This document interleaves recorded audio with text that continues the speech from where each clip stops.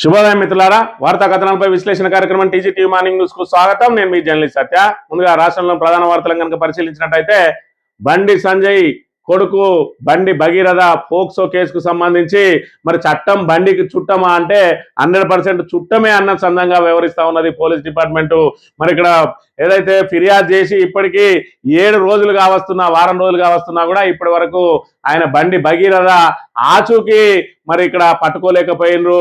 మరి గతంలో చూసుకున్నట్టయితే ఎమ్మెల్యేలకు సంబంధించిన వాళ్ళు అయితేంది, ఎంపీలకు సంబంధించిన వాళ్ళు అయితేంది ఖచ్చితంగా వాళ్ళ మీద చర్యలు చేపట్టాల్సిందే అని చెప్పి ఏదైతే బండి సంజయ్ ఆ రోజు మరి ఏ విధంగా అయితే మాట్లాడిండో, ఈ రోజు అంటే తన దాకా వస్తే మాత్రం ఇవాళ తనదైతేనేమో మరి ఆయన కొడుకే బాధితుడట, ఎదుటి వాళ్ళు అయితేనేమో ఎమ్మెల్యేల కొడుకులు అయితే, ఎంపీల కొడుకులు అయితే వాళ్ళకో న్యాయం, సామాన్యులకో న్యాయం ఉంటుందా అని చెప్పి ఆయన మాట్లాడిన మాటలు ఇప్పుడు సోషల్ మీడియాలో వైరల్ గా మారుతా ఉన్నాయి. మరోవైపు పోలీసుల వ్యవహారం చూసుకున్నట్టయితే మరి ఇక్కడ ఏదైతే అమ్మాయి క్యారెక్టర్ అసాసినేషన్ జరుగుతా ఉన్నా కూడా ఇప్పటి వరకు మరి ఎలాంటి చర్యలు చేపట్టడం లేదు. ఇలా పోక్సో కేసు నమోదైన ఒక అమ్మాయికి సంబంధించిన ఫోటోలు, వీడియోలు సర్క్యులేట్ అవుతూ ఆ అమ్మాయిని బజార్ మనిషిగా చిత్రీకరిస్తూ ఇవాళ ఏదైతే బండి సంజయ్ విసిరే మరి ఇక్కడ ఎంగిలి మెతుకులకు ఆశపడుతున్నటువంటి ఇన్ఫ్లుయెన్సర్లందరూ కూడా మరి అమ్మాయి ఏదైతే ఫోటోలను షేర్ చేస్తూ అమ్మాయికి మరి వాళ్ళ స్నేహితులతో దిగిన ఫోటోలు అన్నింటినీ కూడా అక్రమ సంబంధాలు అంటగడుతూ కూడా వీడియోలు, ఫోటోలు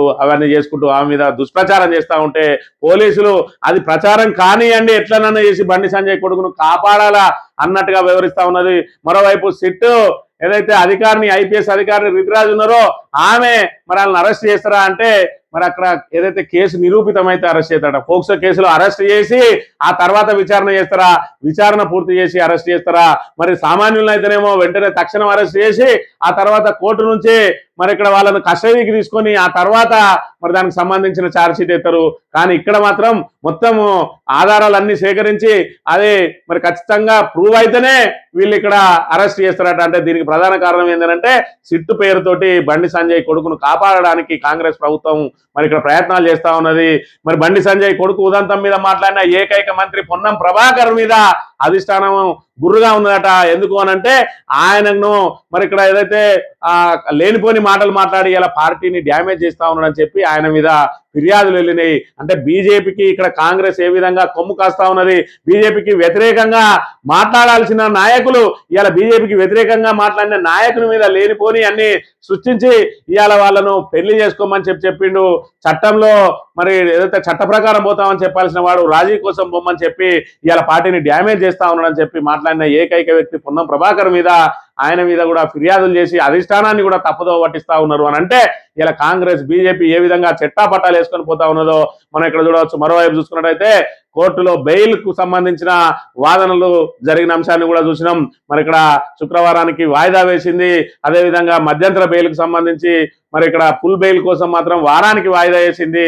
అయినా కూడా ఇంకా సోషల్ మీడియాలో అమ్మాయి కుటుంబం మీద దాడి జరుగుతూనే ఉన్న పరిస్థితిని కూడా మనం ఇక్కడ ప్రధానంగా గమనించాలి. ఇక మొన్న హైదరాబాద్ వచ్చి బాంబు వేల్చినటువంటి మోడీ ఇవాళ ఏదైతే మరి పెట్రోల్ వినియోగం తగ్గియండి, డీజిల్ వినియోగం తగ్గించండి, బంగారం కొనడం మానేయండి అని చెప్పి ఏదైతే చెప్పిండో ఇవాళ పెట్రోల్, డీజిల్ మీద మరి 3 రూపాయలు ధరను పెంచిన పరిస్థితిని మనం ఇక్కడ చూడాలి. ఈ రోజు 6 గంటల నుంచే అమల్లోకి వచ్చింది 3 రూపాయలు మరి ఇక్కడ పెట్రోల్, డీజిల్ మీద ఏకపక్షంగా పెంచిన పరిస్థితిని కూడా మనం ఇక్కడ ప్రధానంగా గమనించాలి. ముఖ్యమైన వార్తలు కనుక పరిశీలించినట్టయితే ముందుగా నమస్తే తెలంగాణలో చట్టం బండికి చుట్టమా, 6 రోజులైనా అరెస్ట్ కాకుండా అడ్డుపడుతున్న అధికారం, పోక్సో కేసులో బాధిత బాలికను భయపెట్టే కుట్రలు, బాధితురాలనే దోషిగా చూపుతూ అడ్డదారి బెదిరింపులు, పోక్సో కేసులో ఎఫ్ఐఆర్ బయటకు ఎలా వచ్చింది, మైనర్ ఐడెంటిటీని బయట పెడుతూ రాక్షసానందం, సామాజిక మాధ్యమాల్లో విచ్చలవిడిగా ఫోటోలు పోస్ట్ చేస్తా ఉన్నారు. ఇన్ఫ్లుయెన్సర్లతో వీడియోలు చేయిస్తూ కుయుక్తులు, ఆమె ఫోటోలు, వీడియోలు లీక్ చేసింది ఎవరు, పోస్ట్ చేసినా రీషేర్ చేసిన చట్ట ప్రకారం నిందితులే. సోషల్ మీడియాలో ప్రభుత్వాన్ని ప్రశ్నించే బీఆర్ఎస్ కార్యకర్తలపై అక్రమ కేసులు పెడుతున్న పోలీసులు బాధితురాలని కించపరిచే పోస్టులపై స్పందించరేంది అని చెప్పి నల్లబాల కేసును చూసినాం. నల్లబాలకు సంబంధించి ఏదైతే హెచ్సియుకు సంబంధించిన ఆ భూములను చెరబట్టిన ప్రభుత్వం మీద అడవులను యథేచ్ఛగా నరికేస్తా ఉన్నారని చెప్పి మరి ట్వీట్ చేస్తే దాన్ని రీట్వీట్ చేసినందుకు 15 రోజుల పాటు జైల్లో ఉంచిండు.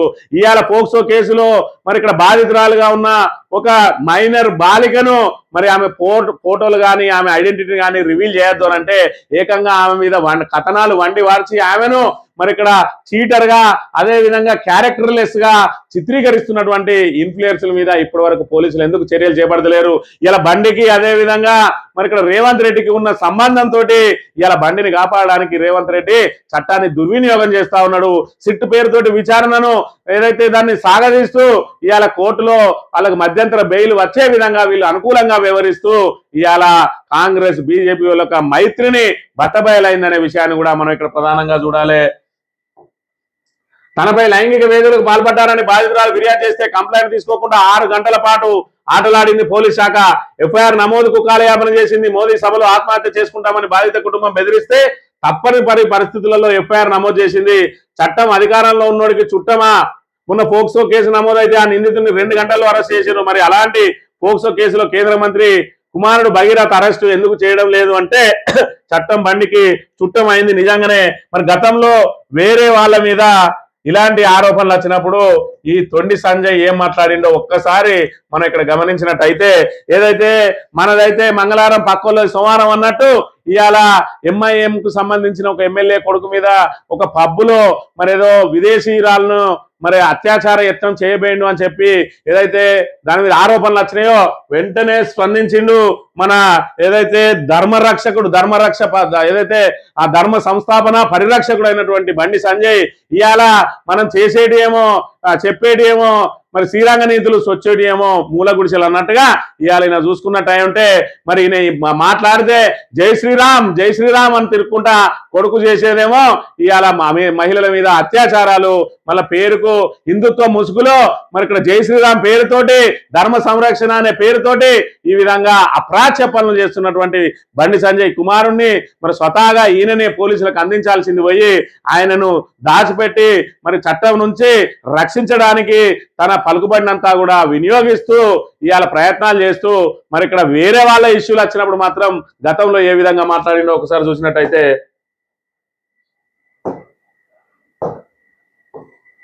యోగి గారు క్రిమినల్స్ ఎక్కడ వస్తాడు? వాడు ఈ మతము ఆ మతము ఈ మతము ఆ మతం క్రిమినల్స్ ఎక్కడ వస్తాడు? కానీ ఇక్కడ ఏమైంది?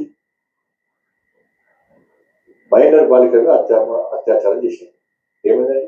ఇప్పుడు వాడు ఎమ్మెల్యే కొడుక, ఎంపీ కొడుక, వాడు చైర్మన్ కొడుక, ఎవరి కొడుకు అయితే నీకు క్రిమినల్ వాడు ఎంఐ పాట, వాడు ముస్లిమా, వాడు హిందువా, వాడు క్రిస్టియన్, ఇలా ఏమైంది తెలంగాణ రాష్ట్రంలో? అదే పరిస్థితి. కరెక్ట్ ఆయన మాట్లాడిన మాటలు ఆయన కొడుకుకు సంబంధించిన అంశానికి సరిగ్గా జరిపోయినాయి. వాడు హిందువా, వాడు ముస్లిమా సంబంధం లేదు.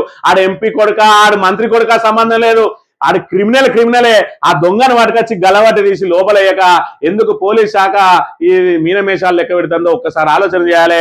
మరి ఇక్కడ ఎంఐఎం ఎమ్మెల్యేకి సంబంధించిన కొడుకు మీద ఏదైతే ఆరోపణ వచ్చినప్పుడు ఏ విధంగా స్పందించిండు, మరి తన కొడుకు మీద వచ్చినప్పుడు మాత్రం నా కుటుంబాన్ని బయటపడేస్తారన్నా, నా మీద లేనిపోయిన అబంధాలు ఎత్తారన్నా, నా కొడుకు చెప్పిండన్నా ఆయన ఏ తప్పు చేయలేదటన్నా. ఎవడైనా తప్పు చేసినప్పుడు తప్పు చేయలేదని చెప్తాడు, తప్పు చేసినా అని చెప్తాడా? నువ్వు నీ కొడుకును పోలీసు వాళ్ళకి అప్పచెప్పి నిష్పక్షపాతంగా విచారణ చేయండి, తప్పైతే నా కొడుకును ఉరిదీయండి అని చెప్పి ఎందుకు నువ్వు పోలీసులకు అప్పచెప్తలేవు? దొంగ లెక్క ఎందుకు దాచిపెట్టినావు? ఈ దాచిపెట్టిన వెంటనే వెళ్తాంది నీ కొడుకు దొంగ, మరి ఖచ్చితంగా అత్యాచార యత్నం చేసిండు కాబట్టినే దొంగ లెక్క దాక్కొని ఉన్నాడు. ఇవాళ ఏవేవో ఆధార్ కార్డులు పెడతా ఉన్నారు, మార్పింగ్లు చేసి అమ్మాయికి 25-26 ఏళ్ళు ఉంటాయట, 2000 సంవత్సరమే డేట్ ఆఫ్ బర్త్ అంటా ఉన్నాడు. మరి ఆధార్ కార్డు తీసుకొచ్చి ముందర పెట్టు. నిజంగానే మరి ఇక్కడ అమ్మాయిని ఆ బాధితురాలు స్టేట్మెంట్ తీసుకున్నారు పోలీసు వాళ్ళు. స్టేట్మెంట్ తీసుకున్నప్పుడు ఇవాళ సెక్షన్ 3 సంవత్సరాలు శిక్ష పడేదాన్ని 20 సంవత్సరాలు శిక్ష పడే ఆ 5 Class 1 ఏదైతే రెడ్ విత్ 6 ఏదైతే సెక్షన్ గా మార్చిందో ఈ ప్రాథమికంగా ఏమి విచారణ చేయకుండానే సెక్షన్ మార్చిండ్రు. అంటే పోలీసులకు గాయంత తెలివి లేదా? మరి ఎందుకు చేసిండ్రు? ఇవాళ చేసే పనులు చేస్తా ఉన్నారు, వాళ్ళకు మళ్ళా వెసులుబాటు ఇస్తా ఉన్నారు. మేము ఏదైతే ఆ లీగల్ గా అన్ని యాక్షన్లు తీసుకున్నామని చెప్పుకుంటూ చట్టంలోని లొసుగుల ఆధారంగా బెయిల్ పొందడానికి పరోక్షంగా సహకారం అందిస్తున్నది కూడా పోలీసులే వయా మీడియా ముఖ్యమంత్రి రేవంత్ రెడ్డి ద్వారా అనే విషయాన్ని మనం ఇక్కడ గమనించాలి. మరి ఇక్కడ బండి సంజయ్ చెప్పిండు ఆడ ఎంపీ అయితేంది, ఎమ్మెల్యే అయితేందని, ఆడ కేంద్రం అయితేంది, కేంద్ర మంత్రి అయితేంది, హోంశాఖ సహాయ మంత్రి అయితేంది, ఎవరి కొడుకు అయితేంది, తప్పు చేసినోడు క్రిమినల్ని తీసుకొచ్చి గల్లాబట్టి లోపల వేయాల్సిందే. ఇంకా హైకోర్టు కోసం వెయిట్ చేస్తా ఉన్నాడు. ఇవాళ నిన్నటి రోజున హైకోర్టులో బెయిల్ వస్తుంది కావచ్చు అనుకొని ఇవాళ మరి లొంగిపోతా అన్నాడు. మరి కోర్టు తీర్పు ఇవాళ ఏ సమయంలో వస్తుందో, తీర్పు వచ్చాక ఆగుతాడా, పొద్దున్నే పోయి లొంగిపోతాడా? ఇవాళ చూడాలి.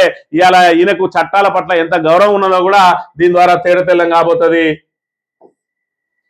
ఎవరిని వదిలిపెట్టబోను, కుట్రదారుల అంతు చూస్తా. తన కొడుకు ఫోక్సో కేసుకు సంబంధించి మంగళవారం కరీంనగర్ ర్యాలీలో బండి సంజయ్ చేసిన వ్యాఖ్యలు ఇది బాధితులను సాక్షులను బహిరంగంగా భయపెట్టే ప్రయత్నం కాదా? ఏ ధైర్యంతో ఆయన అలా బెదిరిస్తా ఉన్నారు? చట్టం బండికి చుట్టమా అంటే అట్లే కనబడతా ఉన్నది. మరి ఆయన చేతిలో నిజంగానే హోంశాఖ ఉన్నట్టు ఉంటే ఖచ్చితంగా మరి కేంద్ర హోంశాఖ సహాయ మంత్రికి సంబంధించి పోలీసులు ఆయనకు వ్యతిరేకంగా ఏ విధంగా సాక్ష్యాలను మరి చేస్తారు? ఆయన ఇన్ఫ్లుయెన్స్ చేసే అవకాశం లేదా? ఈ చిన్న లాజిక్ తెలియదా? కేంద్ర మంత్రిగా ఉన్నటువంటి అని మరి నైతిక బాధ్యత వహించి ఈయన రాజీనామా చేయాలి, లేకపోతే కేంద్రం అన్న బర్తరఫ్ చేయాలి, లేదంటే ఇందులో ఉన్న కాంగ్రెస్ అన్న మరి డిమాండ్ చేయాలి. మరి ఇక్కడ కర్ణాటక కాంగ్రెస్ చూసుకున్నట్టయితే ప్రజ్వల్ రేవన్న అని బీజేపీకి సంబంధించిన ఎమ్మెల్యే, ఆయన మీద ఇదే రకమైన ఆరోపణలు వచ్చినప్పుడు ఆయనను తీసుకుపోయి లోపల పడేసి మరి ఈయన విషయంలో మాత్రం ఎందుకు స్పందిస్తలేరు? ఇక్కడ కాంగ్రెస్ ఎందుకు వీళ్ళకి అనుకూలంగా పనిచేస్తా ఉన్నదో ఒక్కసారి ఆలోచన చేయాల్సిన అవసరం ఖచ్చితంగా మరి పోలీస్ డిపార్ట్మెంట్ మీద, అదే విధంగా చూసుకున్నట్టయితే మరి ఇక్కడ కాంగ్రెస్ నాయకుల మీద కూడా ఉన్నదనే విషయాన్ని మనం ఇక్కడ గమనించాలి.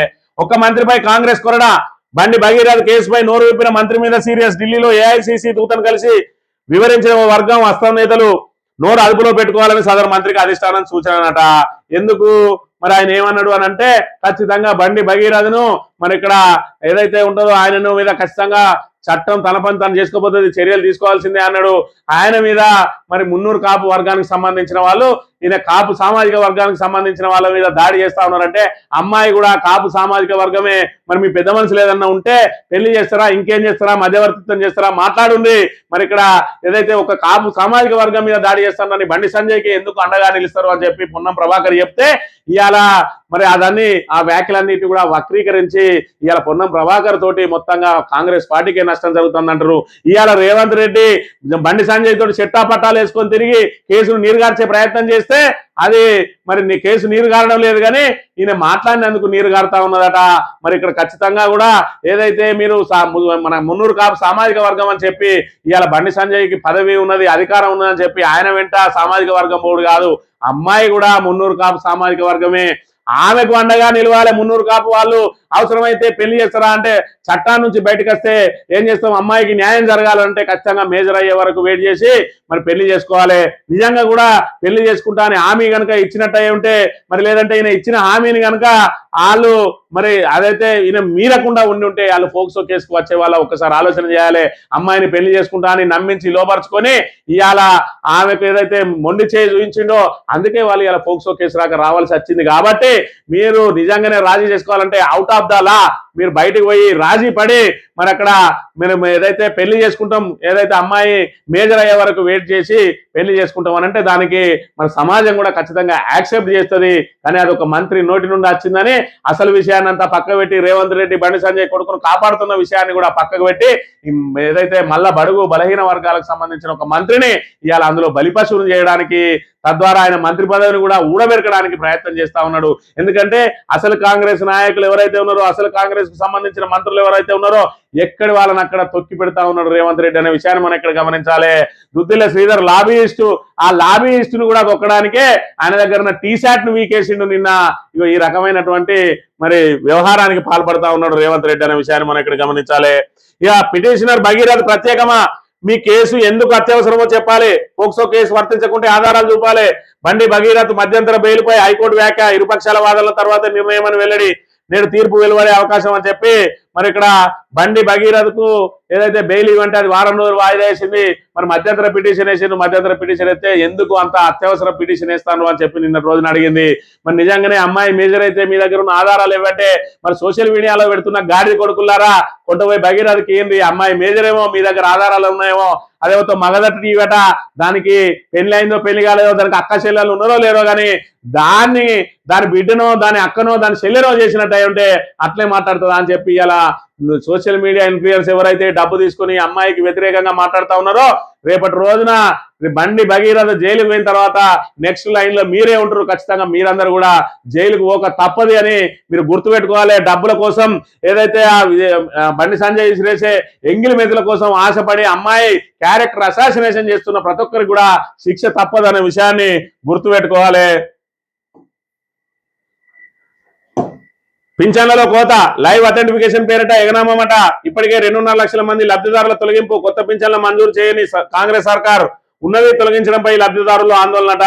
చేయూత పింఛన్లలో కోత పెట్టేందుకు ప్రభుత్వం రోజుకో విధానం తెరపైకి తెస్తున్నది. అధికారం రాగానే పింఛన్ రెట్టింపు చేస్తామని, కొత్తవి మంజూరు చేస్తామని కాంగ్రెస్ హామీ ఇచ్చింది. కానీ 2.5 ఏళ్లుగా హామీ నెరవేర్చలేదు. ఇప్పుడు కొత్త వారికి పింఛన్లు మంజూరు చేసుడు దేవుడు ఎరుగు, ఉన్న వాటికి ఎసురు పెట్టేందుకు సిద్ధమవుతున్నట్టు తెలుస్తున్నది. ఇప్పటికే అనర్హులు, మరణించిన, వలస వెళ్లిన వారి పేరిట సుమారు 2.5 లక్షల పెన్షన్లను నేరేసిందట. మరికొంతమందిని తొలగించేందుకు రోజుకో విధానాన్ని ఆచరణలోకి తెస్తున్నది. గత నెలలో ఫోరెన్సిక్ ఆడిట్ చేయాలని నిర్ణయించినట్టు వెల్లడించింది. తాజాగా లైవ్ అథెంటికేషన్ ప్రక్రియ చేపట్టాలని భావిస్తున్నది. విధానం ఏదైనా 25% మంది చేయూత లబ్ధిదారులను తొలగించడమే లక్ష్యంగా పెట్టుకున్నది. 2,000, 4,000 ఇస్తా, మీరు ఇవాళ తీసుకుంటే 2,000, వచ్చే నెల తీసుకుంటే 4,000 ఇస్తా, ఇవాళ మీరు కళ్యాణ లక్ష్మిలో తీసుకుంటే 1,00,000 వస్తాయి, వచ్చే నెల నేను వస్తానా తులం బంగారం కల్పిస్తా, మీరు ఇవాళ తీసుకుంటే 10,000 వస్తాయి, వచ్చే నెల నేను వస్తే రైతు భరోసా 15,000 ఇస్తా, మీరు వెంటనే ఎవడన్నా మరి లోన్లు పూర్తయిన వాళ్ళు ఉరుకుర్రి తెచ్చుకోరి 2 లక్షలు నేను రాగానే మాఫీ చేస్తా అని చెప్పి మరి ఎటువంటి మాటలు మాట్లాడిండు. ఇవాళ పెట్రోల్ ధరలు ఇవాళ పెరిగినాయి. ఇవాళ 3 రూపాయలు, సుమారు 3 రూపాయల పెట్రోల్ ధర పెరిగింది. మరి 3 రూపాయల పెట్రోల్ ధర పెరిగితే ఇవాళ ఆ రోజున రేవంత్ రెడ్డి ఏం మాట్లాడిండు? పెట్రోల్ ధరలు పెరిగిన రోజున దానికి ఏదైతే కేంద్ర రాష్ట్ర ప్రభుత్వాలకు మరి ఆ క్రూడ్ ఆయిల్ ధర గింతుంటది, దాని మీద వీళ్ళు వేసే పన్నులు గింతుంటాయి. మీరు రాష్ట్ర ప్రభుత్వం నుంచి మీరు పన్నులు కనుక తగ్గించినట్టు అయ్యంటే సుమారు 30 రూపాయలు తగ్గించే అవకాశం ఉంటుందని చెప్పి ఆ రోజు మాట్లాడిన రేవంత్ రెడ్డి మరి ఇలా 3 రూపాయలు మళ్ళా పెరిగింది. మరి ఇక్కడ ఇప్పుడు ఉండే లోకల్ రాష్ట్రానికి సంబంధించిన ట్యాక్సులు ఫస్ట్ ఆయన ఏం మాట్లాడింది ఒకసారి విన్నట్టయితే,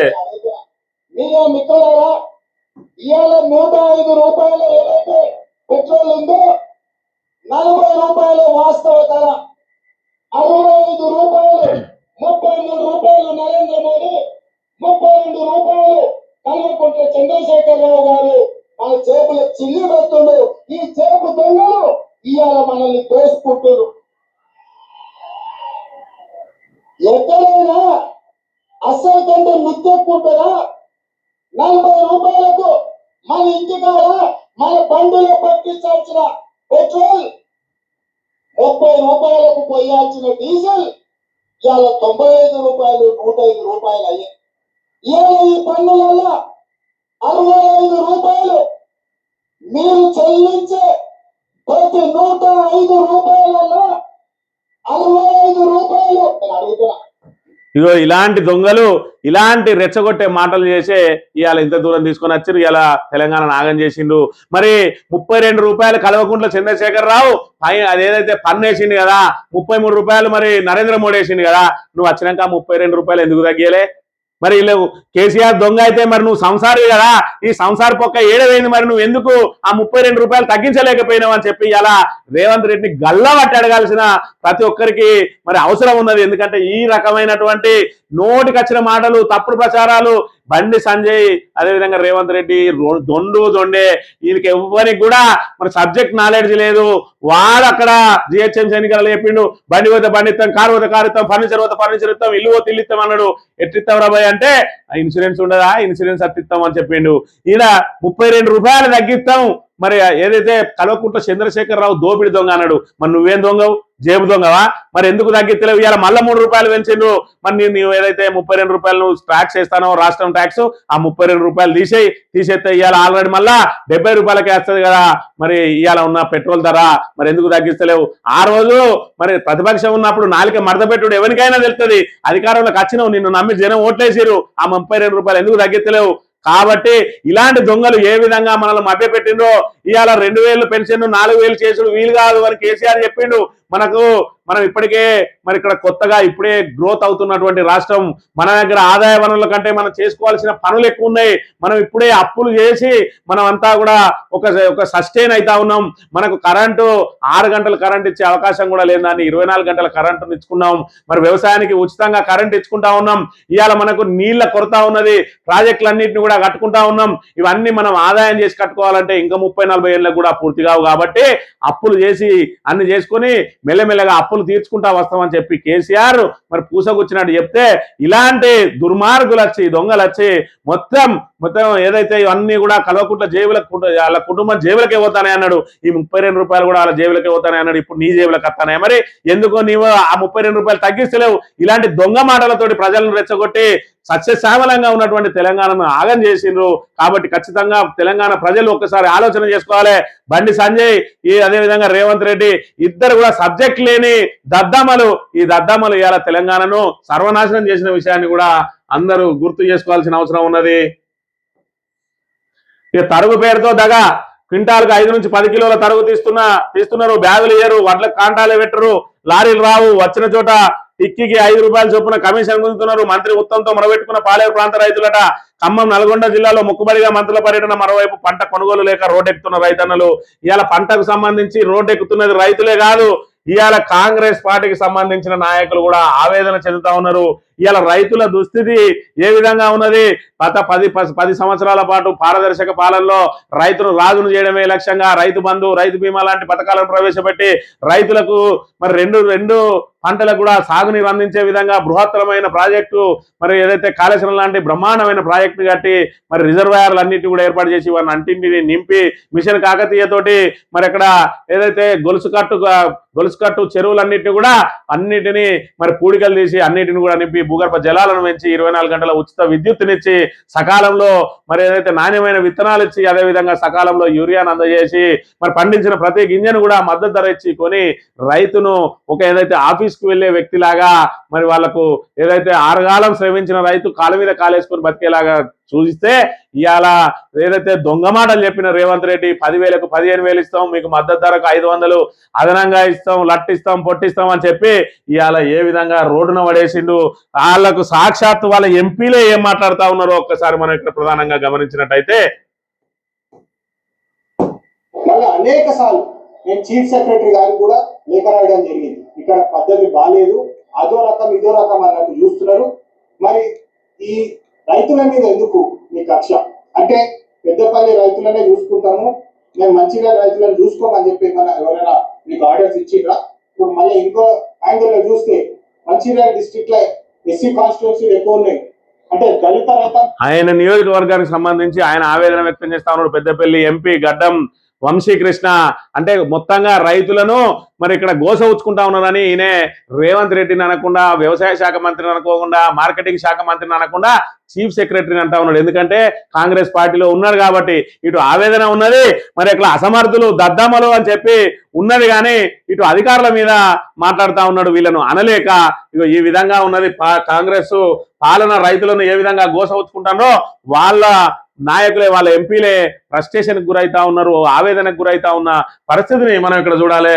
ఇక తరుగు పేరుతో దగాట, లారీలు లేవు, యూరియా లోడ్ ఎత్తలేము, క్వింటాలకు 5 నుంచి 10 కిలోల వరకు తరుగు తీస్తున్నారు, బ్యాగులు ఇయ్యరు, వడ్ల కాంటా పెట్టరు, లారీలు రావు, వలస వచ్చిన టిక్కీకి 5 చొప్పున కమిషన్ గుర్తున్నారు అని చెప్పి ఇక్కడ చూసుకుంటే మరి ఖచ్చితంగా ఇక చూసినట్టయితే 42 కిలోల నర పెడతా ఉన్నారు. 40 కిలోలకు అంటే 2.5 కిలోలు 500 మరి బస్తా వెయిట్ చూసినా మరి 40 కిలోలకు 2 కిలోలు అంటే 80 కిలోలకు 4 కిలోలు అంటే క్వింటల్కు 5 కిలోలు. ఇక మంత్రి దుద్దిల శ్రీధర్ ఇలాకాలో 5 కిలోల దోపిడీ జరుగుతా ఉన్నది. నేను ఒక్క గింజ కూడా ఎక్స్ట్రా పెట్టేనియా అన్నాడు, పోయిండు హైదరాబాద్ అన్నాడు. ఇక్కడనేమో రైతులు ఆగమాగం అవుతారు. ఇప్పటికే అకాల వర్షాలతోటి వడ్లు తడిసినాయి, ఇంకా వడ్ల కాంటాలు మరి అక్కడ ఏదైతే వేగవంతం అయితలేవు. ఎక్కడోడు అక్కడ వండుకున్నాడు కాంగ్రెస్ వాడు, ఒక్కడు కూడా పోయి కళ్ళాల కాడికి పోయినోళ్ళు లేడు. మరి ఇక్కడ చూసుకున్నట్టయితే ఇది కూడా మరి 10-15 ట్రిప్లో మాత్రమే తీసుకుంటా, ఆ తర్వాత మాకు అద్దు అని చెప్పి మరి మిల్లర్లు చేతులెత్తేస్తా ఉన్నారట. అంటే మాకు 42.5 కాదు బస్తాకు 45 పెట్టుండంటారు ఇంకో 4 రోజులు అయిన తర్వాత. ఇప్పుడు రైతుల పరిస్థితి ఏ విధంగా ఉన్నది అని అంటే, అందులో ఉంటే మరి ఏదైతే ఎప్పుడు అకాల వర్షం వస్తుందో, ఎప్పుడు మా వడ్లన్నీ కొట్టుకుపోతాయో, 42 కాకపోతే 44 పెట్టుకోర్రా అయ్యా, కాకపోతే మరి తొందరగా కాంటా ఏరి అన్నట్టుగా మరి రైతులు మరి అలా దుస్థితి ఆ విధంగా ఉన్నది. వీళ్ళని చూసుకోవాల్సిన నాయకుడు ఎక్కడున్నాడు? ఈ మంత్రి ఎమ్మెల్యే ఎక్కడున్నాడు? హైదరాబాద్ వైపు అన్నాడు, నేను ఆ నుంచి నిధులు తెస్తానా, ఈ నుంచి నిధులు తెస్తానా. ఏం తెచ్చి మంత్రికి ఏం వర్గ పెట్టినావు? ఇవాళ తీసుకొచ్చి శివారం మీద బిడిజన్నావు, ఇప్పటి వరకు అతిగతి లేదు. ఇవాళ టీఆర్ఎస్ ఆధ్వర్యంలో టీఆర్ఎస్ ప్రభుత్వం ఉన్న రోజున పెద్దపల్లి నుంచి మరి మంత్రి రోడ్డు శాంక్షన్ అయితే ఇంకా నత్తనడగన నీ పనులు సాధన ఉన్నాయి. 2.5 సంవత్సరాలు అయితే అయినా కూడా ఈ రోడ్డు పూర్తి చేయలేని దద్దమ్మ దుద్దిల శ్రీధరు. మరి ఇక్కడ ఏదైతే మంత్రిగా ప్రమాణ స్వీకారం చేసిన తర్వాత వచ్చింది ఓడేడు బ్రిడ్జు. దీనిలో మొత్తం అవకతవకలు జరిగినాయి. దీన్ని మొత్తం మీద విచారణ చేసి దీన్ని తక్షణం పూర్తి చేస్తా బ్రిడ్జి అన్నాడు. ఏది నీ అవకతవకలు జరిగితే నీ విచారణ ఏది, అవకతవకలను నువ్వు బయటికి తీసిందేది, ఆ బ్రిడ్జి పూర్తి చేసిందేది. మరి అదేవిధంగా ఆరంద మీద బ్రిడ్జి అన్నాడు. ఏది మొన్న వచ్చిండు మళ్ళీ కొబ్బరికాయ కొట్టిండు. ఇదే ఏదైతే పెద్దపల్లిలో మరి మొదటి సంవత్సరం పూర్తి చేసుకున్న రోజున వేసిన బ్రిడ్జికి సంబంధించిన శిలాఫలకాందే ఇప్పటి వరకు ఆ శివారం బ్రిడ్జి మీద పూర్తి కాలే. అదేనడైతుంది. ఇంకా మినీ కాళేశ్వరం ఏదైతే ఉన్నదో ఒక చిన్న కాళేశ్వరం ప్రాజెక్టు మేము గెలిచినాక సంవత్సరం లోపల పూర్తి చేస్తా అన్నాడు. నెల తర్వాత వచ్చిండు.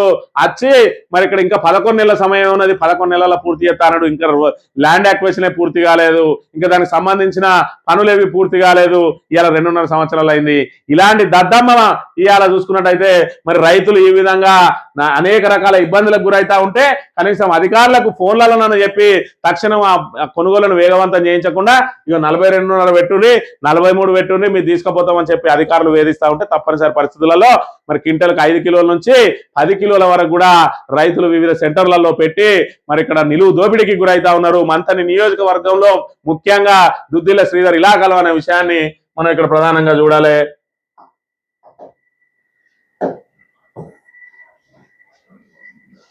ఇక దోపిడీకి ఆపట కరీంనగర్ నగల దుకాణం లూటీకి 6 నెలలుగా రెక్కి ది గోల్డెన్ థీఫ్ ముఠా పనిగా గుర్తించిన పోలీసులు ఒకరికొకరు పరిచయం లేని వ్యక్తులు కలిసి దోపిడీ. జైలు నుంచే కథ నడిపించిన ప్రధాన సూత్రధారి 2 ముఠా సభ్యులు సహకరించిన వ్యక్తి అరెస్ట్ అట. దోపిడీ ఎట్లా చేయాలనే దాన్ని కూడా ఒక యాప్ పెట్టుకున్నారట. మరి పోలీసు నిఘా వ్యవస్థ ఏం చేస్తుంది అంటే నిఘా వ్యవస్థ ఓన్లీ సోషల్ మీడియాని చూస్తా ఉన్నది. బీఆర్ఎస్ వాళ్ళు ఏం పోస్టులు పెడతారు, గవర్నమెంట్ కి వ్యతిరేకంగా ఏం వస్తా ఉన్నాయి, మరి ఇక్కడ ఇవన్నీ ఎప్పటికప్పుడు ఇంటెలిజెన్స్ సమాచారం అంతా కూడా ముఖ్యమంత్రికి అందజేయాలి. ఎవరెవరి మీద కేసులు పెట్టుమంటే మరి వాళ్ళ మీద కేసులు పెట్టుకుంటుండాలి. వాళ్ళు దొంగలు యథేచ్ఛగా దోపిడీలు చేసుకొని మరి గూండాలు హత్యలు చేసుకొని మరి బండి సంజయ్ లాంటి కొడుకులు రేపులు చేసుకొని ఏమన్నా జరగని కానీ వీళ్ళు మాత్రం ఏదైతే బీఆర్ఎస్ నాయకులు ఎక్కడెక్కడ ఉన్నారో ప్రభుత్వానికి వ్యతిరేకంగా ప్రజా సమస్యలను ఏదైతే ప్రజల దృష్టికి తీసుకొచ్చి ప్రభుత్వం మీద ఒత్తిడి తెచ్చే వాళ్ళందరి గొంతు నొక్కడానికి మాత్రమే మరి పోలీస్ డిపార్ట్మెంట్ పనిచేస్తా ఉన్న పరిస్థితిని అయితే మనం ఇక్కడ చూడవచ్చు.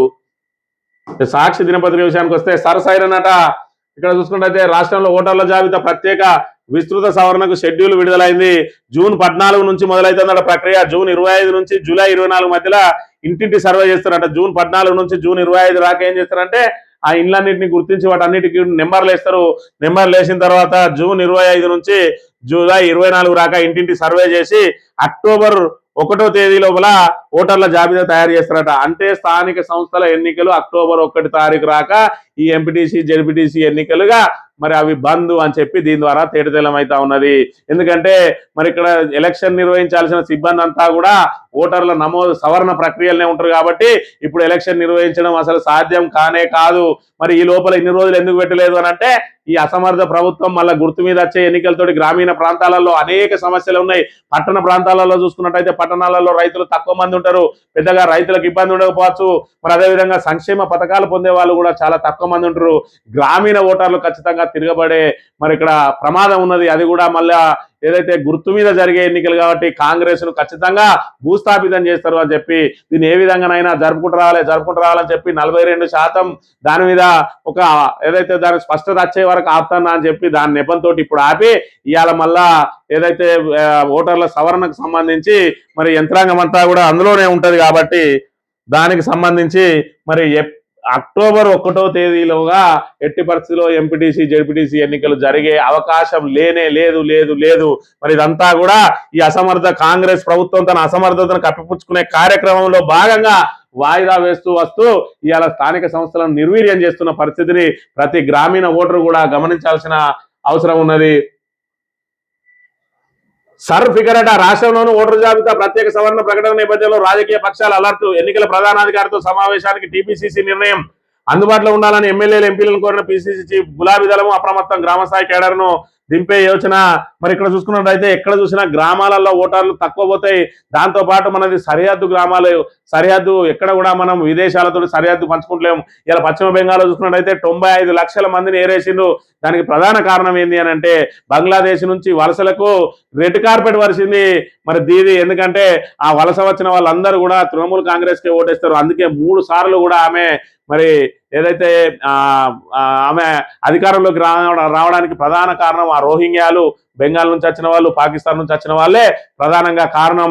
దాంతో ఈ ఓటర్ల సవరణ ప్రక్రియలో 95 లక్షల మందితో ఏరేస్తే బీజేపీ ఏకపక్షంగా అధికారంలోకి వచ్చింది. రేపటి రోజున తెలంగాణలో చేసినా కూడా ఒక్క పాత బస్తీలో మాత్రమే మరి ఇక్కడ ఆ ఓట్లు కోల్పోయే అవకాశం ఉంటుంది తప్ప గ్రామీణ ప్రాంతాలలో మనకు పక్క ఊరు నుంచి ఇక్కడికి వస్తేనే వాడు ఎవడు అని చెప్పి వాని మీద మరి మన గ్రామానికి అందరికి కూడా అవగాహన ఉంటుంది. పక్క దేశం నుంచి వచ్చేవాడు ఎవడు కూడా గ్రామీణ ప్రాంతాల్లో ఉండడు. చచ్చిపోయిన వాళ్ళు డబుల్ ఓట్లు ఉన్నాయో అవి పోతాయి తప్ప ఇవాళ మరి అసలుగా స్థిరంగా నివసించే వాళ్ళ ఓట్లు ఇవి కూడా పోవు. గ్రామీణ ప్రాంత ప్రజలు దీని మీద ఆందోళన చెందాల్సిన అవసరం అయితే లేదు. యూపీలో ప్రకృతి బీభత్సం, భీకర వర్షం, పెనుగాలతో కకావికలమట, 111 మంది దుర్మరణం. ఇక్కడ చూసుకున్నట్టయితే యూపీకి సంబంధించి అక్కడ జరిగిన ఏదైతే విధ్వంసం మామూలుగా లేదు. ఒక షెడ్డును పట్టుకున్న వ్యక్తి సినిమాలలో ఏ విధంగా అయితే స్టెంట్లు జరుగుతాయో ఆ స్టెంట్ల కంటే ఇంకా ఘోరంగా ఇక్కడ పరిస్థితి చోటు చేసుకున్నది. ఒక వ్యక్తి షెడ్డును పట్టుకున్నట్టు, ఆ షెడ్డును పట్టుకుంటే ఆ గాలికి లేచిపోతే ఆ షెడ్డు గాలి లోపల ఆ వ్యక్తి ఎగిరిపోయి దాదాపు 100 అడుగుల అవతల ఆ చెట్లలో పొలాలలో పడ్డాడు.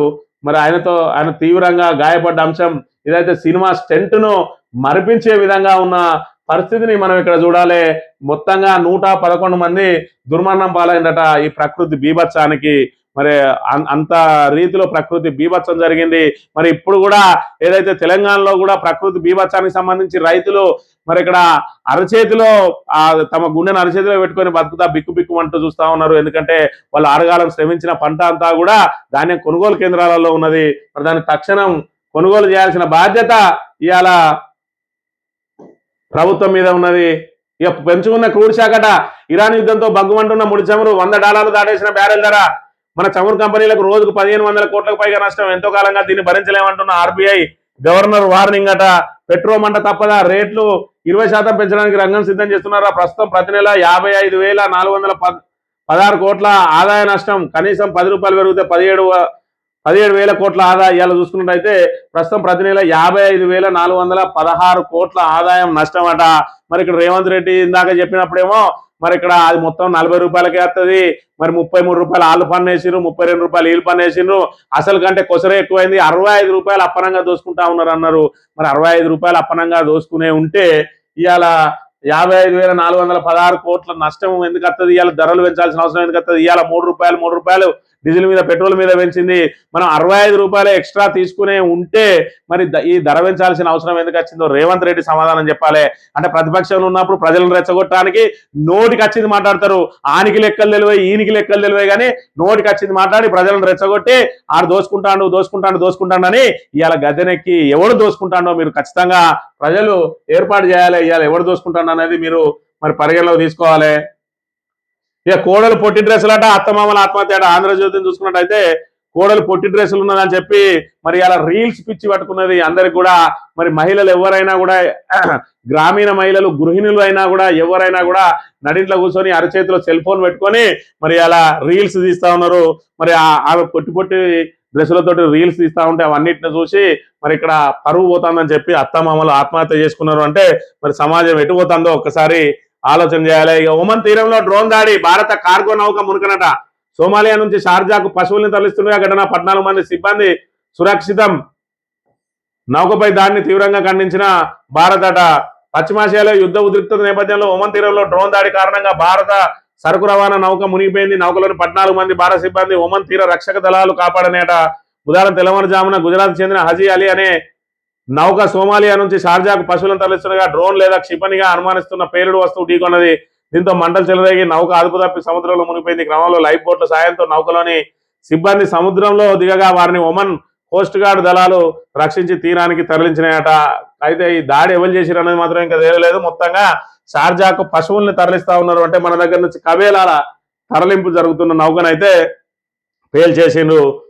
ఇక యూపీలో గాల్లో ఏ విధంగా ఫీడ్స్ చేసినట్టుగా పాపం ఆయన ఏదైతే ఆ షెడ్డును పట్టుకొని ఊగులాడుతా ఉన్నాడో ఆ గాలికి మన ఇక్కడ సినిమా ఫక్కీలో ఆయన ఆ రకంగా ఎగిరిపడ్డ పరిస్థితిని మనం ఇక్కడ చూడాలి.